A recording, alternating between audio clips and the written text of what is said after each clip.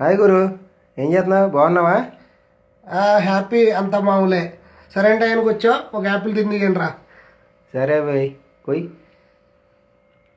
ఆగాగు. దేని చెప్తున్నావు? కట్ చేయాలి కదా తినాలంటే.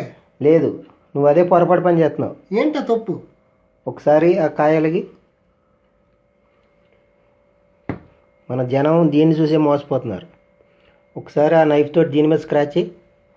దీని మీద దాని మీద అవుతే ఏమైంది? దీని మీద స్క్రాచ్ చేయాలా? దీన్ని కూడా స్క్రాచ్ చేయొచ్చు. దీన్ని తీసిందే స్క్రాచ్ చేస్తాను. మీరు అదే పొరపాటు పని స్క్రాచ్ చేస్తే ఏమైంది ఇప్పుడు? దీని మీద మీరు అదే పొరపాటు పని చేస్తున్నారు. ఒకసారి మీరు దీంట్లో ఏదో ఒకటి ఎంచుకోండి. ఒకసారి దీని మీద స్క్రాచ్ చేయి. దీంట్లో కెమికల్ ఉంటుంది, దీనిపైన కోటింగ్. ఓకే, నేను ట్రై చేస్తాను. చెప్పావు కదా అన్ని యాపిల్స్ అలా ఉండవు కాబట్టి, నువ్వు అన్నావు కాబట్టి నేను ట్రై చేస్తాను. ఓకే. ఓ గాడ్, రియల్గా మీకెలా తెలిసింది బాస్? ఇది అలా రోల్ చేయండి.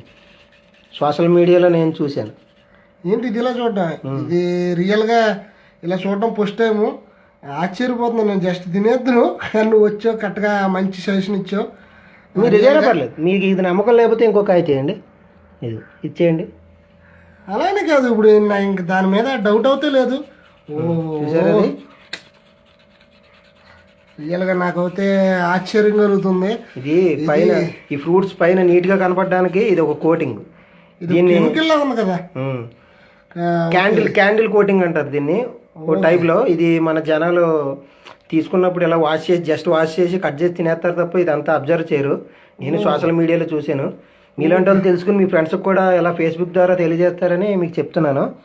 ఓకే, ఇది అర్జెంటుగా చూసారా ఫ్రెండ్స్? ఇదిగోండి, ఇది ఒక వైట్గా వస్తూ ఉంటుంది దీని మీద. బీ కేర్ఫుల్లా.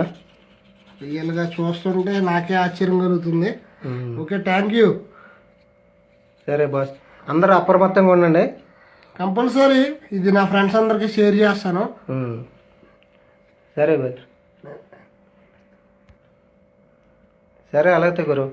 ఓకే, ఇది కంపల్సరీ